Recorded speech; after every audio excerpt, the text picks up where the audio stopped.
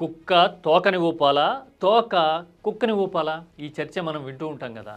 డెమోక్రసీలో election commission చెప్పినట్టు ప్రభుత్వం నడవాలా, లేదంటే ప్రభుత్వం ఆదేశించినట్టల్లా ఎన్నికల సంఘం తోక ఆడిస్తోందా? ఈ చర్చ కొన్నాళ్లుగా రావడం చూస్తూ ఉన్నాం కదా. మరీ ముఖ్యంగా ప్రస్తుత chief election commissioner Gyanesh Kumar మీద అయితే రకరకాల ఎలిగేషన్స్ రావడము, రాహుల్ గాంధీ లాంటి వాళ్ళు ప్రెస్ మీట్లు పెట్టి మరీ రౌండ్ మీద రౌండ్ వేయడం చూస్తా ఉన్నాం. జనంలో కూడా తీవ్రమైన అసంతృప్తి పెరుగుతూ ఉంటే రిటైర్ అయిపోయిన ఐఏఎస్ ఆఫీసర్ జ్ఞానేష్ ని మోడీ ప్రభుత్వం తీసుకొచ్చింది కాబట్టి ఆయన మోడీ విధేయంగా పనిచేస్తున్నారు అనే చర్చ ఇంటెలెక్చువల్ సర్కిల్స్ లోనే కాదు, సాధారణ ప్రజల్లో కూడా జరుగుతోంది. మరి ఇలాంటి సిచ్యువేషన్ లో రాజ్యాంగబద్ధంగా పనిచేయాల్సిన ఎలక్షన్ కమిషన్ పనితీరు మీద, చీఫ్ ఎలక్షన్ కమిషనర్ డెసిషన్స్ మీద జనంలో ఆందోళన పెరుగుతూ ఉంది.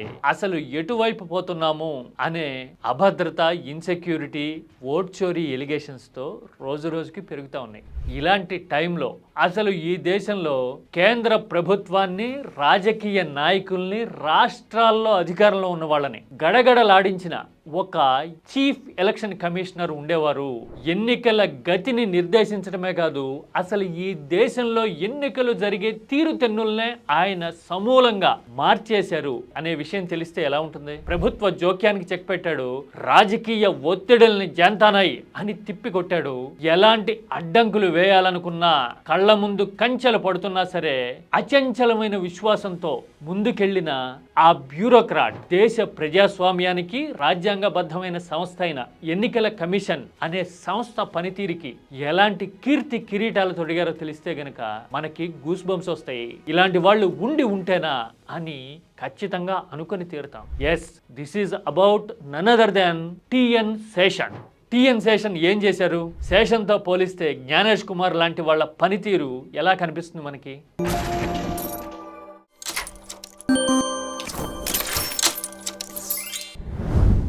ఎలక్షన్ కమిషన్ అంటే ప్రభుత్వంలో ఒక అంతర్భాగమేమో, అధికారంలో ఉన్నవాళ్లే మొత్తం అంతా డిసైడ్ చేస్తారేమో.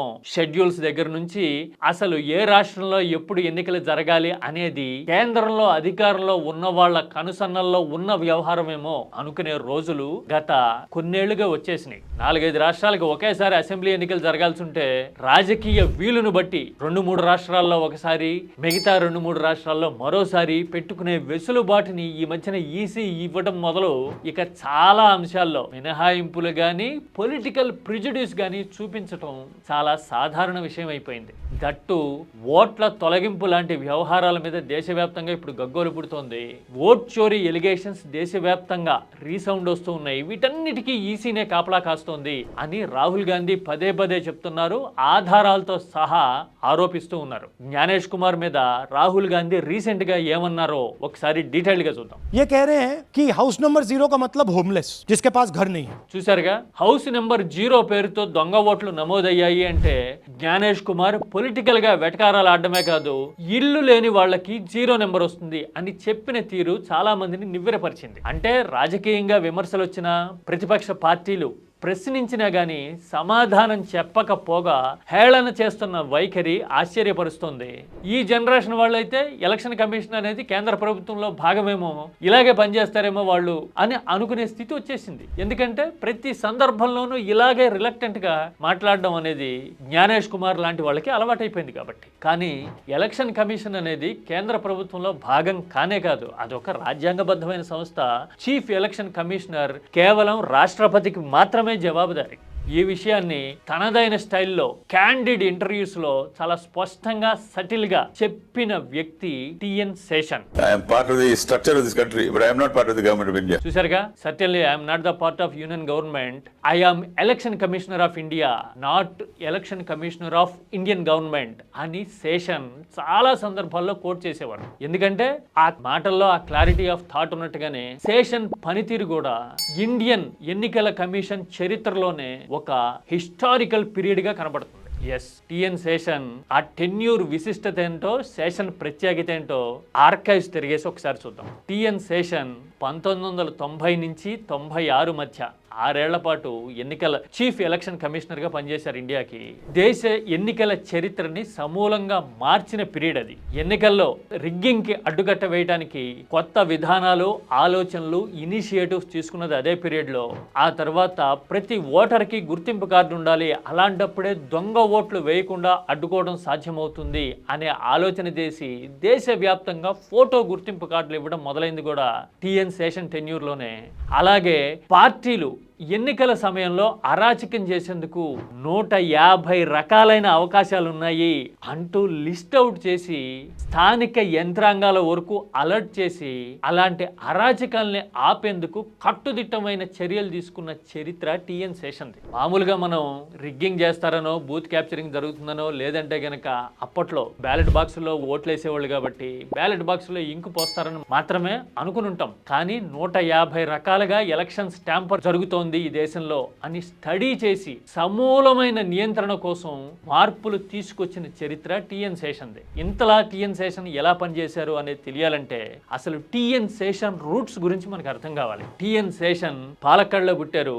తమిళనాడు కేడర్ నుంచి యూనియన్ పబ్లిక్ సర్వీస్ కమిషన్ కి ఎలక్ట్ అయ్యారు. 1955లో బ్యూరోక్రాట్గా ఆయన జర్నీ స్టార్ట్ అయితే ఆ తర్వాత 5-6 ఏళ్లకే మేనేజ్మెంట్ పరంగా కూడా తన నైపుణ్యాలని మెరుగుపరుచుకోవాల్సిన అవసరం ఉంది అంటూ ప్రత్యేకంగా లీవ్ పెట్టి హార్వర్డ్ యూనివర్సిటీకి వెళ్ళి మరి మేనేజ్మెంట్ డిగ్రీ చేసి ఇండియాకి సర్వీస్లోకి తిరిగి వచ్చారు శేషన్. డెడికేషన్ ఆ లెవెల్లో ఉండేది. ఆ తర్వాత తమిళనాడులో వివిధ స్థాయిల్లో పనిచేశారు.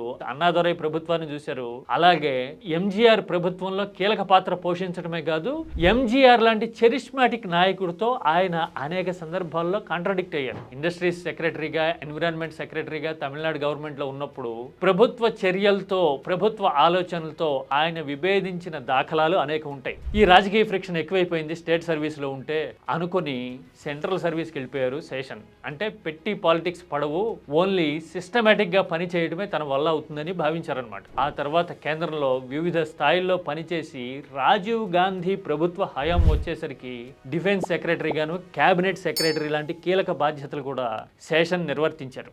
ఆ సందర్భంలో ఒకసారి గుర్తు చేసుకుంటారు, రాజీవ్ గాంధీ ఫలానా ఎన్నికలను వాయిదా వేయాల్సిందిగా ఎలక్షన్ కమిషనర్కి చెప్పండి అని తనని ఆదేశించినప్పుడు, అలా ఎలా చెప్తాం సార్, ఎన్నికల సంఘం అనేది కాన్స్టిట్యూషనల్ బాడీ కదా, వాళ్ళు డిసైడ్ చేసుకుంటారు ఇప్పుడు ఎన్నికలు పెట్టగలుగుతారో లేదో, we have no rights to guide them అని ప్రధానికి చెప్పిన ధీరత్వం టిఎన్ శేషన్. ఈ విషయాన్ని ఆయనే స్వయంగా కోట్ చేశారు. చూడండి.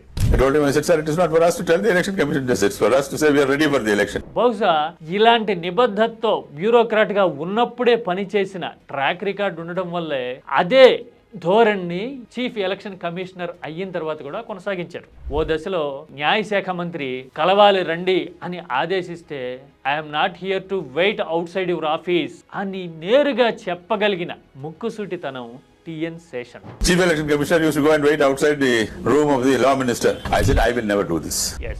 చూసారుగా, ఇవన్నీ మనకి ఆర్కైవ్స్లో కనపడే అద్భుతాలు.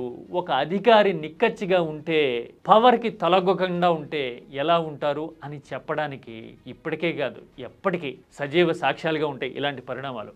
ఎన్నికల నియమావళిలో అనూహ్యమైన మార్పులు తెచ్చి పోలింగ్ సరళిని ప్రక్షాళించేందుకు చర్యలు తీసుకోవటమే కాదు, రాజకీయంగా ఒత్తిడులు వచ్చినా కూడా ఎలాంటి ప్రెజర్కి తలగొకపోవటం అనేది టిఎన్ శేషన్ స్పెషాలిటీ. 1994లో కర్ణాటక అసెంబ్లీ ఎన్నికలు జరుగుతున్నప్పుడు అప్పటి కేబినెట్ మంత్రి సీతారాం కేసరి రూల్స్ ని అతిక్రమించి ఎన్నికల ఫలితాలని ప్రభావితం చేసేందుకు ట్రై చేస్తున్నారు అంటూ తీవ్రంగా హెచ్చరించడమే కాదు, గీత దాటితే ఎన్నికల ప్రక్రియకే దూరంగా ఉండేలాగా చేస్తా అంటూ టిఎన్ శేషన్ వార్న్ చేయటం దేశవ్యాప్తంగా అప్పట్లో కలకలం రేపింది. శేషన్ ని సమాధానపరిచేందుకు నేరుగా నాటి ప్రధాని పివినే రంగంలోకి దిగాల్సిన పరిస్థితి వచ్చింది అంటే శేషన్ ఎంత ఫైర్ బ్రాండ్ గా ఉండేవారు అని మనకు అర్థమైపోతుంది. ఇప్పుడు ఎలక్షన్ కమిషనర్లు ఇలా మొహమాటం లేకుండా ఎంత స్ట్రాంగ్ హార్టెడ్గా పనిచేస్తారు అని చెప్పగలమా, అసలు ఊహించగలమా? శేషన్ ఇలా రాజకీయ ఒత్తిళ్లకి అధికారానికి తలొగ్గకుండా దుందుడుగ్గా వెళ్ళిపోతున్నారని కేంద్రం చాలా వ్యూహాత్మకంగా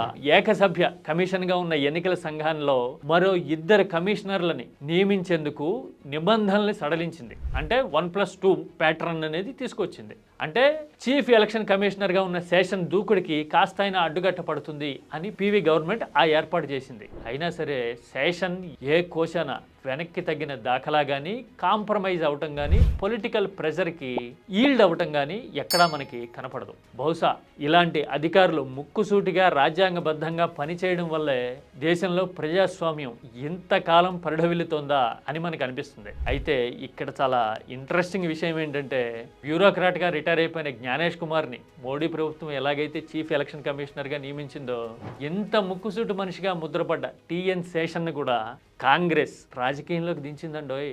రిటైర్ అయిన తర్వాత శేషన్ ఓ దశలో రాష్ట్రపతి అభ్యర్థిగా కేఆర్ నారాయణన్ మీద కూడా పోటీ చేశారు. ఆ తర్వాత శేషన్ రిటైర్ అయిన 2 ఏళ్లకే గాంధీనగర్లో అద్వానీ మీద కూడా కాంగ్రెస్ అభ్యర్థిగా పోటీ చేశారు. అంటే రాజకీయ ఇన్క్లినేషన్ అనేది రిటైర్ అయిన తర్వాత ఉండొచ్చునేమో కానీ పవర్లో ఉండగా మాత్రం ఎలాంటి పొలిటికల్ లిమిటేషన్స్కి లోను కాని అధికారిగా టిఎన్ శేషన్ ముద్ర ఈ దేశం మీద ఉంటుంది. ఇదే ధోరణి శేషన్కి అంతర్జాతీయంగా కూడా ఖ్యాతి తెచ్చింది. రామన్ మెగసెసే లాంటి అవార్డులు రావడానికి కారణమైంది. మరి శేషన్ లాగా పనిచేయగలిగిన వాళ్ళు, శేషన్ లాగా అధికారాన్ని ధిక్కరించి ధీరోదాత్తతో నిలబడగలిగిన బ్యూరోక్రాట్లు ఎవరన్నా ఇప్పుడు ఉన్నారా? మీకు గుర్తున్నారా ఇంకా ఎవరన్నా రీసెంట్ టైమ్స్లో? ఉంటే గనక please comment. Let us debate this issue for the neutrality and for the sake of our constitution.